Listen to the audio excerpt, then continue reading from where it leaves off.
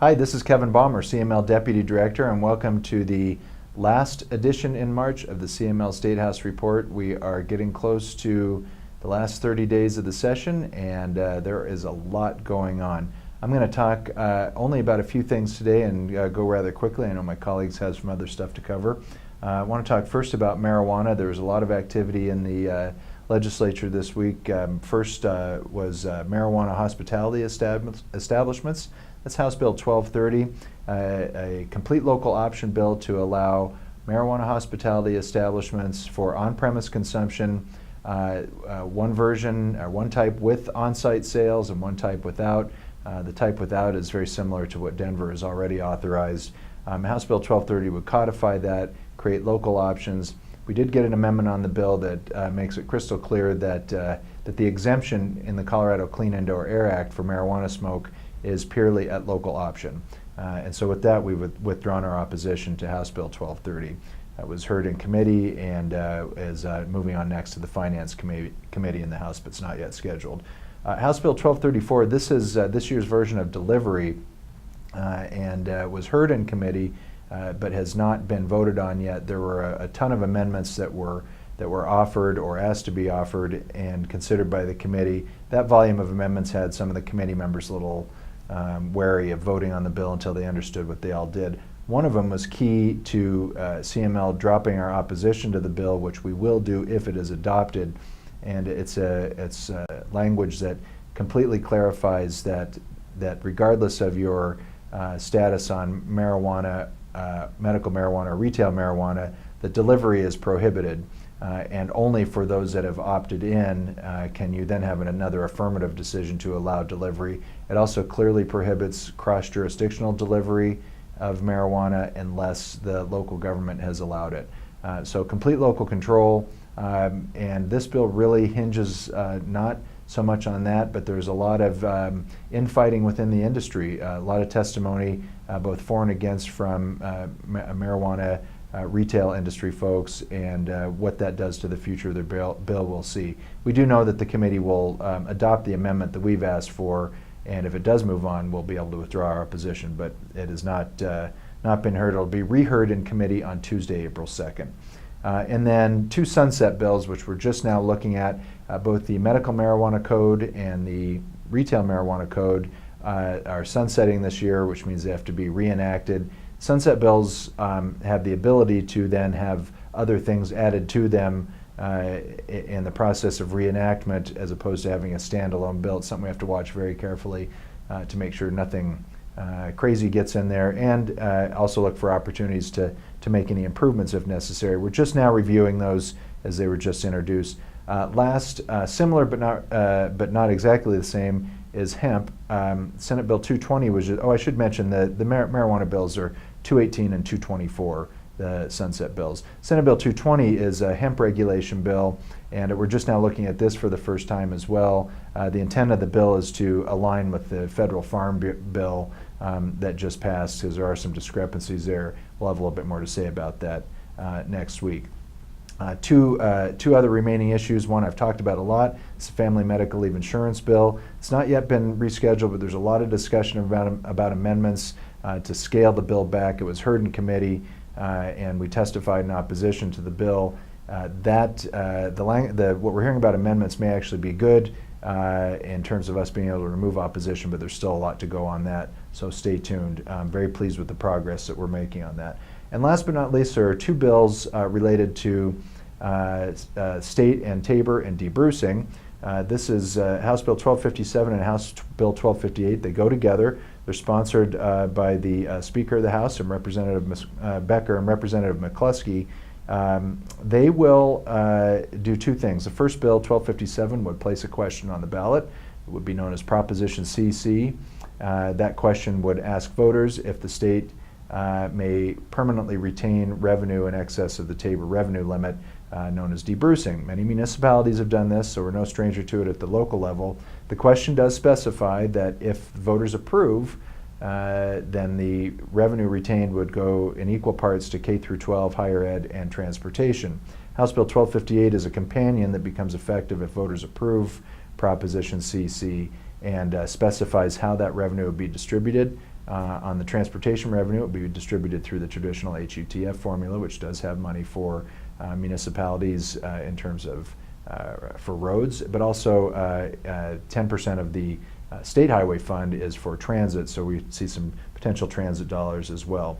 House Bill 1257 only needs a majority to pass and put the question on the ballot, majority in both chambers. So we do expect it to pass, and we'll be testifying in support of it based on the transportation revenue. That's all I've got for this week. Hi, this is Megan Dollar, Legislative and Policy Advocate with the Colorado Municipal League. I'm going to talk about a few issues this week having to do with criminal justice, opioids, public safety overall, and touch on a budget issue as well. The first bill I want to talk about is House Bill 1235. What that bill does is prohibit the use of encryption by local governments and local police departments unless there are certain circumstances spelled out in the bill. CML has concerns with this piece of legislation because we feel the use of encryption needs to be a local decision. There is a significant fiscal note on the bill, a state cost right now that I believe the proponents are attempting to work on, and so the bill was actually not heard in committee this week. We do expect that bill to change going forward. Another piece of legislation is House Bill 1124. This has to do with immigration specifically. What the bill does is establish and clarify, among other things, but for our purposes, local law enforcement's role when it comes to enforcing immigration law. Initially, when the bill was introduced, CML had some concerns over language that surrounded the use by local governments of federal funding. The bill was amended to take that piece out when it was in committee this past week in State Veterans and Military Affairs. With that language removed from the bill, CML is now formally opposed. There are a number of opioid-related pieces of legislation out right now, and we do actually expect more pieces of legislation to be introduced before the session is over. I do want to talk specifically about House Bill 1009. You've heard me talk about the piece in the bill that affects specifically sober living homes and the regulation or putting some guardrails on sober living homes in the state of Colorado. There is another piece to that legislation that CML is also supportive of, where the legislation expands the use of the housing voucher program within the Department of Local Affairs. It expands the use so that someone that is suffering from substance abuse can also take advantage of that program. It needed to get funded. The Senate did put an amendment on when they discussed the budget this week to add $4.3 million to expand that housing voucher program. Just a note on the budget, last year CML passed the Municipal Court Defense Council grant program that currently exists now in the Department of Local Affairs. They have awarded roughly $1.5 million out to municipalities to implement or get defense counsel at first appearance.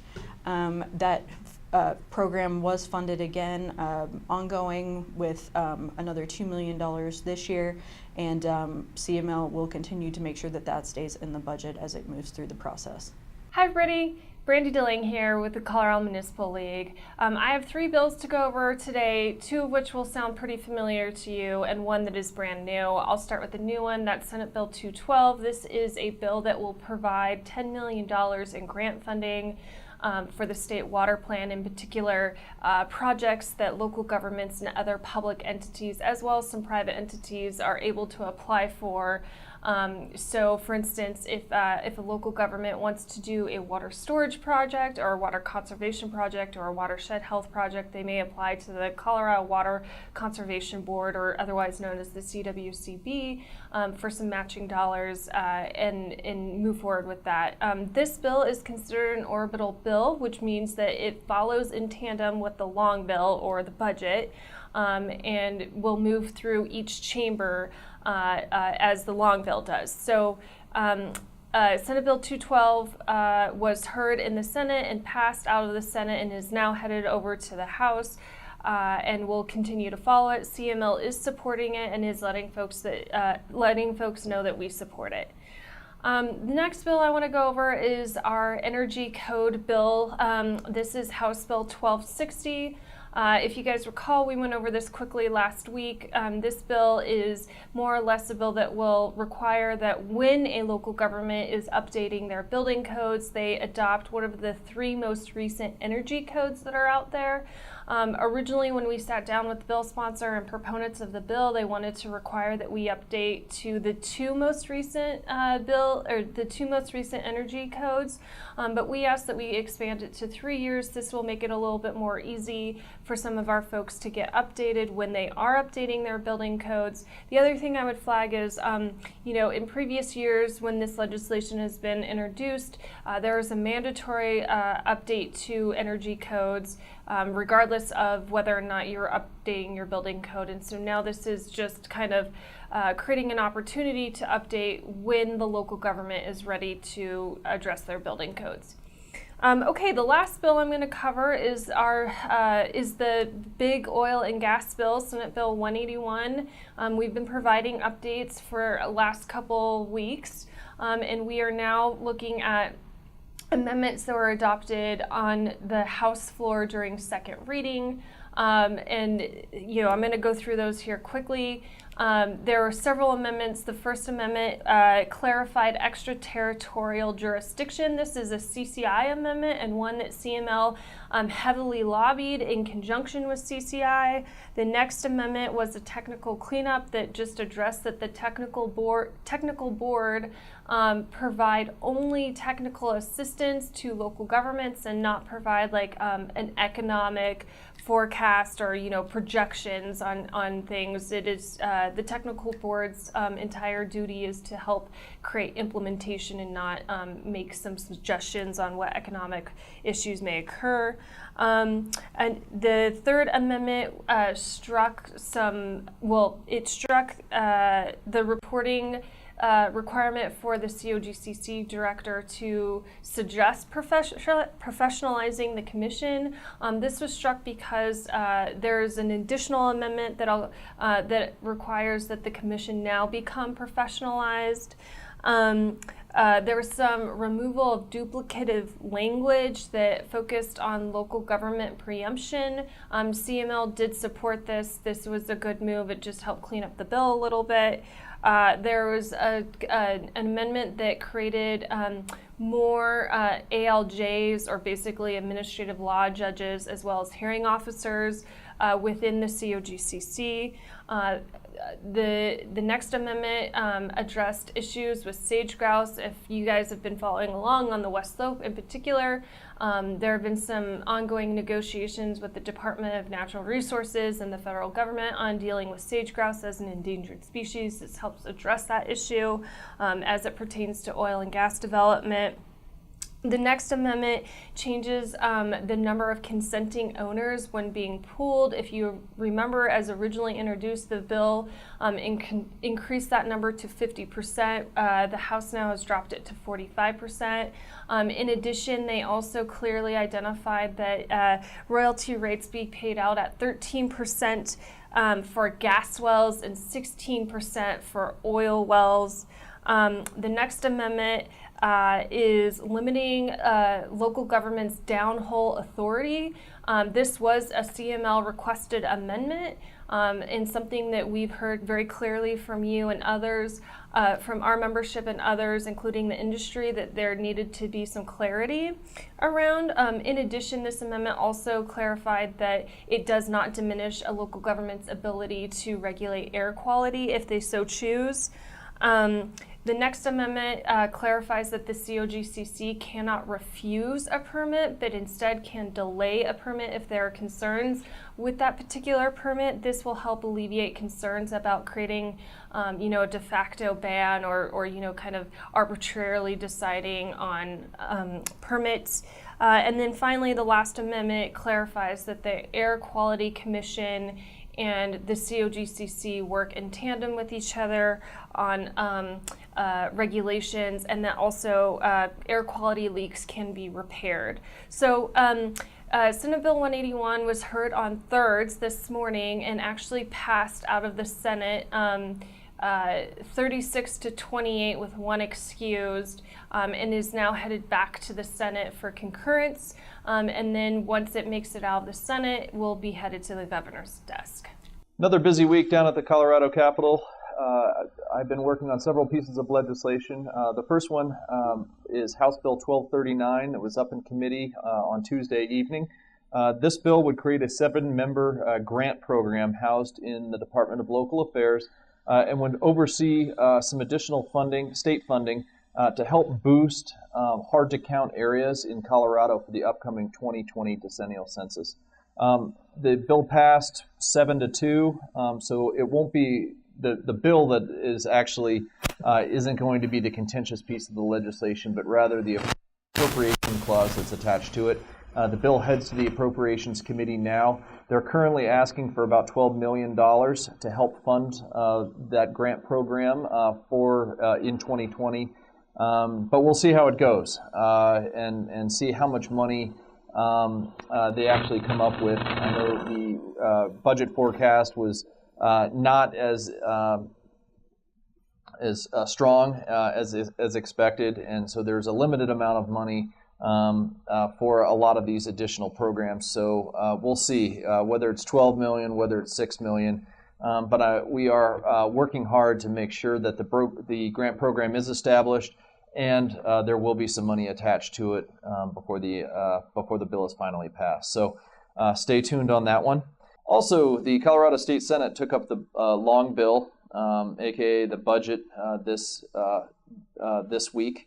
And it actually didn't take nearly as long as expected, and the Senate Majority and Minority Leader were able to come to an agreement that actually led to an additional $106 million in transportation funding for next year. So big deal, but it appears that money is going to go straight into the operational fund of the state highway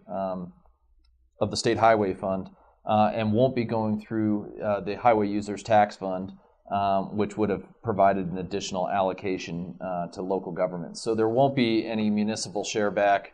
It appears for that additional $106 million. But we shouldn't start counting that money yet anyway, because the long bill is going to go over to the House next week. And they've already said that they're going to make cuts to that specific provision in the long bill. So we'll see where that goes, and it should be interesting to see how everything unfolds.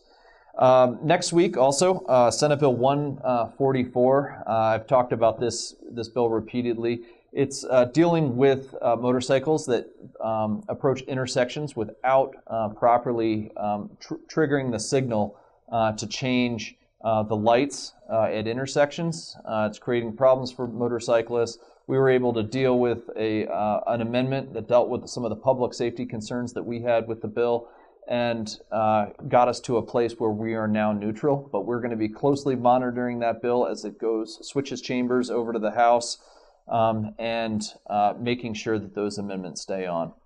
And then finally, House Bill 1246 will be up in the Transportation Committee on Tuesday. This bill deals specifically with the regulation of food trucks. Obviously, food trucks are mobile, so they operate out of a variety of different local governments, cities and counties all across the state. And what this bill attempts to do is require or allow food trucks to only get one business permit. And we obviously have problems with that because just because you get a business permit in one municipality doesn't mean that you don't need one in another. Obviously, there's fees associated with business permits, and that's also how we know what businesses are operating in our municipalities, and then also how they properly remit the sales tax where they are operating out of. So this is an important bill to us. We've been working directly with the bill sponsor to deal with some of the significant issues that we have with the bill. And I think we are at a place now where we should see an amendment on Tuesday to deal with that business licensing issue. But we might be able to provide some provide a win for the proponents of the bill that are looking for a way to kind of help streamline the process. And I think we can do that with the health code certificate, and then also we can provide some language in there that may help to streamline the process with fire safety. These are pretty much conducted on a county-wide standardized basis, and that might help to alleviate some of the bureaucracy that food trucks have expressed that they're dealing with without having to have any significant impact at the local level. So stay tuned on that. We are it's currently a work in progress. We are working on amendments that hopefully will get us to neutral on the bill on Tuesday. So with that, March is truly going out like a lion, and April will be a very busy month with a lot of things going on. We urge you to obviously check in every week, but also regularly on cml.org on our legislative page for updates on position papers, for anything that's breaking. And as always, you can always email us or call us at the League, and we'll get back to you as soon as we can on anything that's going on that you think is affecting your municipality, where CML is at on legislation, or suggestions or ideas that you may have. Thanks, and we'll see you in April.